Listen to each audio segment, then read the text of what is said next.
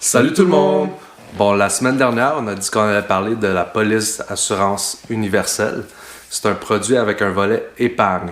Donc, c'est quand même un produit qui est assez compliqué, mais on va essayer de simplifier ça pour vous comme d'habitude. Mais c'est un produit qui est super intéressant par les possibilités qu'elle offre. Oui, effectivement, là, c'est un produit vraiment intéressant.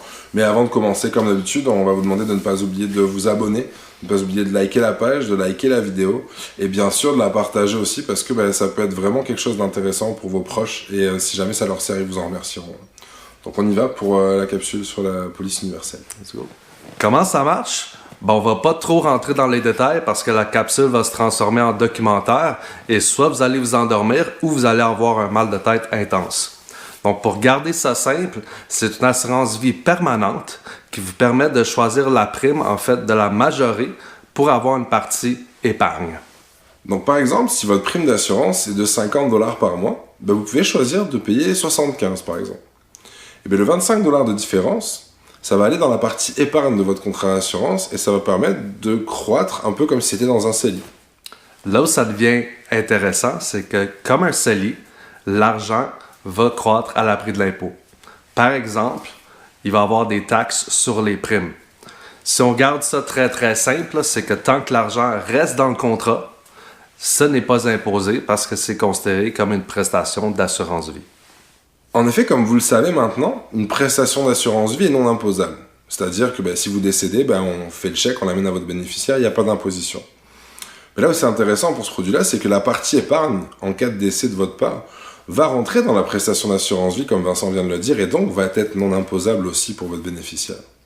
Comment ça marche si on veut sortir cet argent-là de vivant?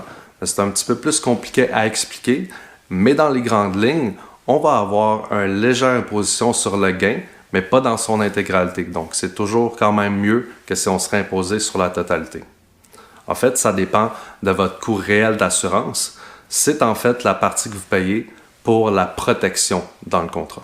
En fait, ce coût d'assurance n'est pas réellement le 50 $ de prime dont on parlait tout à l'heure. C'est un montant qui est calculé annuellement et puis qui va croître avec le temps. C'est pour ça que plus on retire l'argent de l'épargne tard, et plus l'épargne théorique sera petite. Donc ce qui fait que le gain imposable sera plus petit aussi, mais en pratique, votre épargne n'est pas si petite que ça par contre. Aussi, vous pouvez décider d'utiliser le volet épargne pour payer les primes mensuelles en cas de mauvaise passe financière, au lieu de perdre votre couverture, ou tout simplement arrêter de payer les primes mensuelles à jamais, si jamais votre volet épargne est assez grand pour le faire. Ce produit peut par exemple vous permettre d'augmenter l'héritage que vous laissez à votre bénéficiaire au fil du temps, et ce à un rythme qui vous convient. C'est aussi un produit qui est très intéressant pour les gens qui ont maximisé leur CELI et leur REER, et qui leur permet donc de faire un placement d'épargne pour lequel ils ne paieront pas des impôts annuellement, comme si c'était le cas dans un placement non enregistré. En fait, il y a beaucoup de situations où ce produit peut être intéressant de par toutes les stratégies qu'il peut vous offrir. En revanche, il y a des règles qui empêchent de mettre trop d'argent dans ces contrats-là, parce que sinon, ça serait trop beau pour être vrai. En fait, on peut dépasser cette limite-là, mais à ce moment-là, on va être imposé tel un placement non enregistré. Comment ça marche au niveau des limites? Ça dépend de votre montant assuré et à quelle vitesse votre volet épargne va croître. Pour contrer le fait que vous faites trop de gains dans la partie épargne de votre assurance, on peut tout simplement augmenter la couverture d'assurance. Rendu là, de toute façon, si vous avez maximisé vos CELI, maximisé vos REER, que vous avez aussi maximisé ce que vous avez mis à l'intérieur de votre police universelle, ça devient quand même un très beau problème. Et puis on a quand même des solutions qui peuvent être intéressantes pour pallier à tout ça. Rendu à ce niveau-là, cet argent-là va être suffisant pour combler vos besoins lors de la retraite, donc le surplus irait à votre héritage. À ce moment-là, il est de plus en plus intéressant d'utiliser une assurance vie versus un placement pour ces raisons-là. Je vous donne un exemple. Si on a par exemple une assurance vie de 700 000 qui va nous coûter au bout du compte environ 400 000, eh bien c'est 400 000 $ qu'on va avoir payé pour léguer 700 000 $ à notre héritage. C'est quand même bien parce que si on compare à un placement, pour léguer 700 000 $ imposables, il faudrait ramasser 1 400 000 $.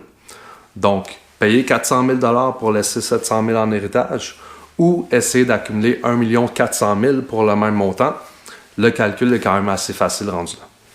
Bon, ça va être tout ce qu'on avait à dire aujourd'hui pour la police universelle. On est quand même vraiment resté dans le très général, mais on pensait que c'était ce qu'on avait de mieux à faire aujourd'hui. Ça vous permet de savoir que ce produit existe, ça vous permet de savoir un peu à quoi il peut servir.